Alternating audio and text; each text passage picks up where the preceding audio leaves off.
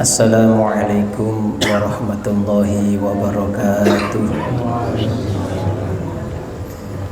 Al-Fatihah li Nabi sallallahu alaihi wasallam wa alihi wa sahabatihi wa dzurriyyatihi wa jamil ulama wa syuhada wa sholihin wal musannifin wal hafidhin wa abaina wa ummahatina wa ajdatina wa jaddatina wa amamina wa ammatina wa masyayikhina wa masyayikhina wa ila sairi amwatil muslimin wa nakhussu al-muallif al-imam Ahmad ibn Hajar al-Asqalani wa usulahu wa furu'ahu wa masyayikhahu anallaha yu'li darajatihim fil jannah wa yu'idu alaina min asrarihim wa ulumihim wa bi'ulumihim fid dini wad dunya wal akhirah bisirril Fatihah. A'udzu billahi minasy syaithanir rajim. Bismillahirrahmanirrahim. Alhamdulillahi rabbil alamin arrahmanir rahim maliki yaumiddin iyyaka na'budu wa iyyaka nasta'in ihdinas siratal mustaqim siratal ladzina an'amta 'alaihim ghairil maghdubi 'alaihim waladdallin amin. Bismillahirrahmanirrahim. Alhamdulillahi rabbil alamin. Wassalatu wassalamu ala asyrafil mursalin Sayyidina Maulana Muhammadin wa ala alihi wa ashabihi ajma'in. Wa bisanadil muttasili ilal Imam Ibn Hajar al-Asqalani qala an Abi Sa'idin, saking Abi Sa'id al-Khudri. Hadis Bulughul Maram yang nomor 2 menerangkan masih berkaitan dengan masalah air yang suci ataupun air yang najis. Hadis nomor 2 ini diriwayatkan oleh Abi Sa'id al-Khudri radhiyallahu ta'ala anhu. Qala dawuh sapa Abu Sa'id, ing dawuh qala dawuh sapa Rasulullah sallallahu alaihi wasallam, ing dawuh innal ma'a, setuhune banyu. Dawuh Kanjeng Nabi, innal ma'a, setuhune banyu, sesungguhnya air iku tahurun, suci mensucikan. Air itu suci mensucikan. La yunajjisuhu, ora najisake ing banyu. La yunajjisuhu, ora najisake ing banyu apa syai'un suci-wici. Air itu suci mensucikan, tidak bisa dinajiskan oleh apapun. Allah, ini antik ini. Akhrajahu, meriwayatkan ing hadis sapa as-salasatu wong telu. Sapa as-salasatu wong telu. Wa sahahahu, lan mensahihkan ing hadis sapa Ahmadu, Imam Ahmad. Wasohahahu, lan mensahihkan ing hadis sapa Ahmadu, Imam Ahmad. Hadis ini diriwayatkan oleh 3 orang. Siapa 3 orang itu?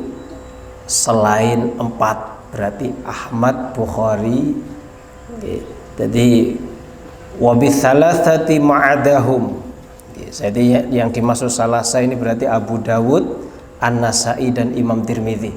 An-Nasai, Nasai dan Imam Tirmidzi, itu yang dimaksud dengan ats-tsalatsa. Abu Sa'id ini adalah salah satu sahabat Nabi. Nama aslinya Sa'dun. Nama aslinya Sa'dun.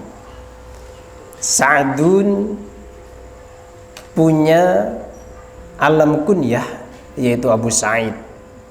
Dinisbatkan menjadi Al-Khudri.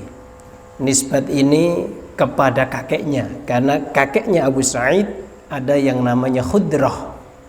Sehingga nisbat itu tidak harus kepada daerah, tapi bisa kepada kakek. Seperti Imam Syafi'i. Imam Syafi'i itu nisbat kepada kakeknya, Muhammad bin Idris bin Syafi'i. Jadi Muhammad Asy-Syafi'i. Imam Syafi'i nisbat kepada Syafi'. Syafi' itu kakeknya Imam Syafi'i. Sama dengan Abu Sa'id nisbatnya Al-Khudri, karena punya kakek, salah satu kakek beliau atas-atasnya, tidak kakek langsung, tapi kakek-kakek yang atas ada yang namanya Khudrah, sehingga Abu Sa'id ini dinisbatkan kepada kakeknya menjadi Al-Khudri. Ini yang meriwayatkan hadis namanya Abu Sa'id Al-Khudri, salah satu sahabat Nabi.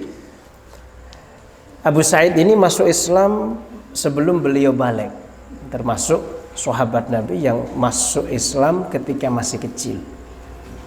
Banyak sahabat Nabi yang masuk Islam ketika masih kecil. Salah satunya Abu Sa'id, Abdullah bin Umar, dan yang paling terkenal adalah Sayyidina Ali karramallahu wajhah. Dan ada salah satu orang yang tidak disebutkan dalam Bukhari siapa namanya, tapi disebutkan Hulamun.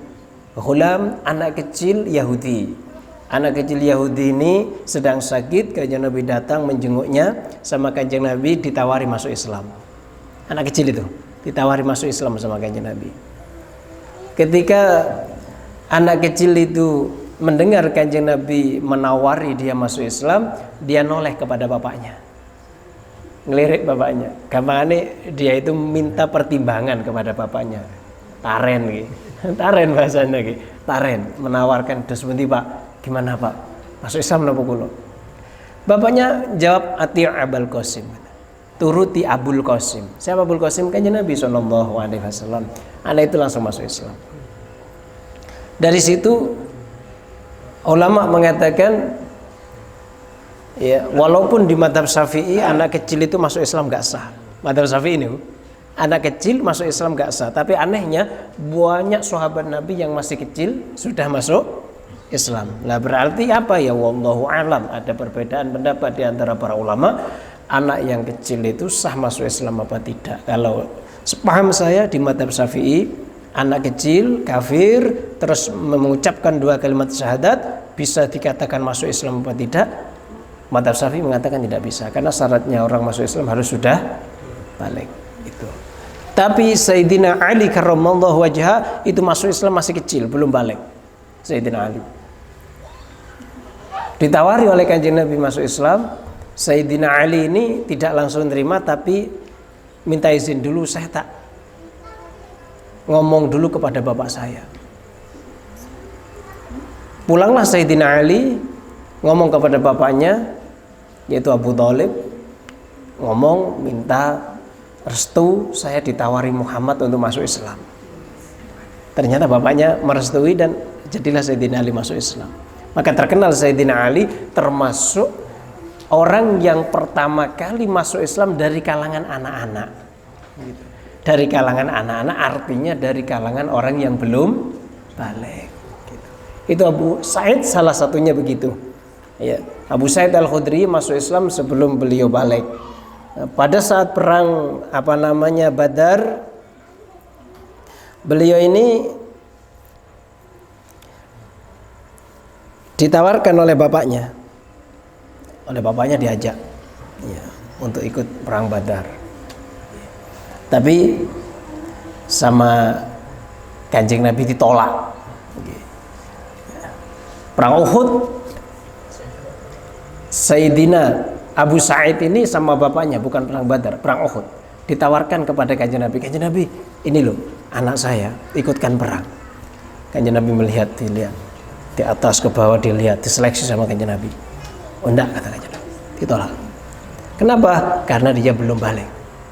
Ditolak oleh Kanjeng Nabi karena anak kecil, belum waktunya perang, belum waktunya jihad. Padahal bapaknya itu sudah menyerahkan pada Kanjeng Nabi. Sama dia, bagaimana orang tua zaman dulu ya, tidak takut kehilangan anak. Bahkan anaknya ditawarkan, ayo Kanjeng Nabi, ini anak saya taruhkan ikut jihad fisabilillah. Beserta bapaknya juga ikut, dan bapaknya meninggal dunia saat perang Uhud. Jadi itulah sahabat Nabi, begitu sangat cintanya kepada Nabi, cintanya kepada Islam, sampai anaknya sekalian diajak ikut perang, bahkan belum balik pun ditawarkan kepada Kanjeng Nabi. Mereka bangga kalau anaknya ikut perang fisabilillah. Mereka bangga kalau anaknya ikut membela panji-panji Islam. Seneng banget. Padahal masih kecil. Nek kula jenengan iso-iso diumpetno nih. Anak saya cilik gitu. Ajole sakit masih kecil, kasihan jangan ikut perang. Ini bangga. Bahkan bukan cuma beliau loh yang masih kecil sudah menawarkan diri ikut perang. Ada yang namanya yaitu Abdullah bin Umar.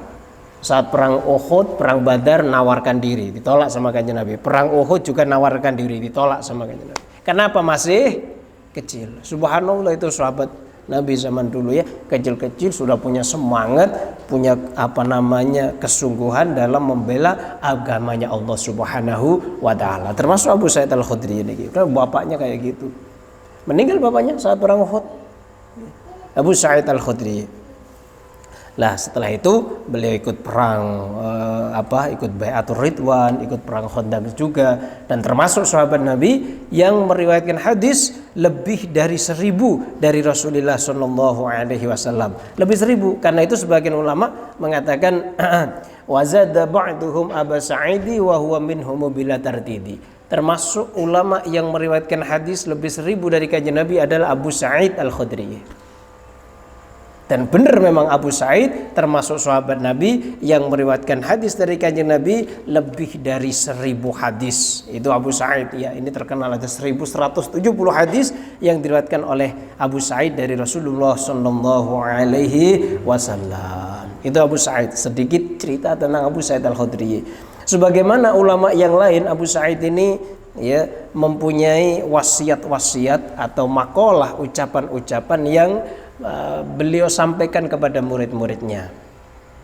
Salah satu makalah Abu Sa'id Al-Khudri, beliau mengatakan alaika bi dzikrillah wa tilawatil Qur'an, kata beliau. Kamu harus selalu zikir kepada Allah, selalu membaca Quran. Kenapa, kata beliau? Fa innahu ruhuka fi ahli sama wa dzikruka fi ahli al-ardi. Baca Quran, zikir ini menjadi rohmu nanti di langit. Itu akan menjadikan kamu juga menjadi terkenal fi ahlil ardi. Orang akan menyebut namamu gitu. Tapi itu jangan menjadi satu dorongan ya, untuk baca Quran ben terkenal ngoten niku pun mboten ikhlas malih ngoten. Malah mboten dapat pahala tapi dapat nopo? Dosa. Kayak kula ngeten niki ngaji memane ben terkenal misalnya nggih mboten dapat pahala. Wane ben dianggap wong alim misalnya ngaji ben ketok alime ngoten niku wane mun mboten nonton ganjaran rugi ado-ado rene rono gitu. Rugi punan. Gak ono gunane punan. Makanya diniati wis thalabul ilmi ngoten krana Gusti Allah, niat iktikaf nang masjid ngoten beres. Kan iki masjid gitu. Maka jenengan niat iktikaf mawon, mulai mau nek mboten niat iktikaf rugi juga gitu. Mulai awal dari iktikaf sampai wangsul nanti insyaallah iktikaf terus, dan insyaallah pulang dalam keadaan maghfur lahum semuanya gitu. Di ngapura sedanten dosane kali Gusti Allah. Itu pesannya Abu Sa'id, baca Quran. Zikir jangan lupa, karena zikir ini luar biasa. Selama jenengan zikir, setan tidak akan bisa masuk. Setan bisa masuk ketika hati kita itu mboten zikir kepada Allah Ta'ala. Ketika zikir, setan mboten saged masuk. Tapi ketika lepas langsung masuk. Setan itu selalu baina aidikum wa min khalfikum wa aimanikum, kanan kiri depan itu setan selalu cari kesempatan. Kalau hatinya enggak zikir langsung masuk. Nah, kalau jenengan jarang zikir makanya masuk terus setan ini. Bahkan sholat pun masuk gitu. Sholat pun masuk gitu. Ketika sholat kita pun juga kemasukan setan. Sehingga apa? Sholat kita nggak khusyuk. Lah kalau nggak khusyuk itu kemasukan setan. Bahkan setan berusaha masuk sedikit saja tidak penuh hati itu setan langsung masuk serut. Pintar banget. Sehingga langsung hatinya diotak-atik, sehingga yang asalnya kita tidak ingat apa-apa saat sholat kita bisa ingat. Gitu betul gitu. Lah mergane yang ngodek-ngodek setan. Lah nggih. Bahkan kadang kita sholat itu masih mikir kita tadi nulis apa, nulis skripsi, nulis tesis, nulis apa, disertasi. Kita sholat seeling opo sing engko kira-kira lanjutannya apa ya. Iku gak khusyuk jenenge. Malam sibuk. Imam Ghazali sholat eling bab head. Allahu Akbar, eling bab head. Adike sholat di belakangnya nggak jadi, mufarokoh. Ahmad Al-Ghazali mufarokoh. Ditanya sama Imam Ghazali, kenapa ente tadi kok mufarokoh nggak ikut jadi makmum saya? Lah bagaimana saya mau jadi makmum? Saya lihat kamu penuh dengan darah katanya. Kan nggak sah orang yang sholat badannya penuh dengan darah, nggak sah. Oh iya, tadi itu saya pas sholat masih ingat bab head. Saya nulis ketepatan bab nopo? Bab head, sehingga ya itu mikir head ya. Kata niku, nang dohir kelihatan subhanallah. Itu pun betul khusyuk benar. Karena apa? Sholat khusyuk itu sampean sadar berada di dalam sholat, itu salah satu khusyuk, dan ingat apa yang jenengan baca. Nah, ketika yang ada di otak adalah selain apa yang dibaca, berarti dia tidak khusyuk. Oh, setan pinter banget loh, jenengan niku. Pokok setan pinter ngapus ini. Kalau sehingga ada kitab namanya Tambihul Mukhtarin, ngilingno wong sing lali. Karangane Syekh Abdul Wahab Asy'arani. Tambihul Mukhtarin, mengingatkan orang-orang yang tertipu, bukan lali. Ono Tambihul Ghafilin, ono Tambihul Mukhtarin. Nah, Tambihul Ghafilin mengingatkan orang-orang yang lupa, kalau Tambihul Mukhtarin mengingatkan orang-orang yang tertipu. Dan ternyata di situ banyak orang yang tertipu. Dan kula jenengan wa minhum. Minal Mukhtarin, termasuk orang-orang yang tertipu. Syekh Abdul Wahab Asy'arani ini ulama antik banget ini. Dulu benci kepada ulama, bukan benci kepada ulama, benci kepada salah satu kiai. Ternyata kiai yang dibenci terus jadi guru nih. Saking benci nih, yaitu gedeng nyanding jere wong Jawa gitu. Benci banget teng Syekh Ali Al-Khawas. Tapi ternyata lama kelamaan malah beliau ini menjadi muridnya Syekh Ali Al-Khawas. Syekh Abdul Wahab Asy'arani, waliullah, luar biasa kitabnya nih.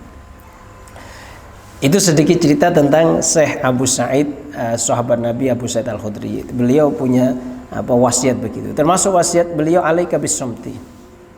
Alaika bis-samti illa fi haqqin. Alaika bis-samti illa fi haqqin fa innaka taghlibu syaitan. Kau harus selalu diam, jangan banyak omong. Kecuali yang kau omongkan itu kebenaran. Nek bener ngomong, nek gak bener menang wae. Atau nek gak ono faedahe menang wae. Jadi kalau ucapan kita itu kalau ada manfaatnya kita ngomong, kalau nggak ada manfaatnya nggak usah ngomong.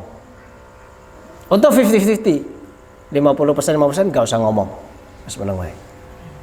Kecuali illa bil haq, kata beliau. Alaika bisamti illa bil haq. Kau harus selalu diam kecuali tentang masalah kebenaran. Kalau kebenaran nggak boleh diam. Kalau ulama, kiai, habaib ada kesalahan kok diam, lah malah dilaknat oleh Allah Ta'ala. Berarti kau harus dijelaskan, ini keliru, omongan seperti ini keliru. Nah, ulama harus menjelaskan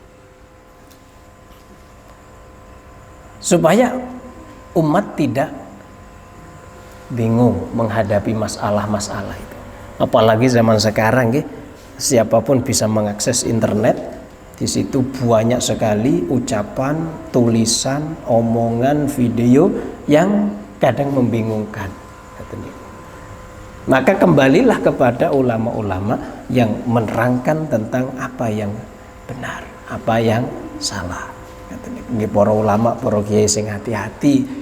Golek ulama, golek kiai sing hati-hati dalam memutuskan satu perkara. Itu sedikit kisah tentang Abu Sa'id Al-Khudri.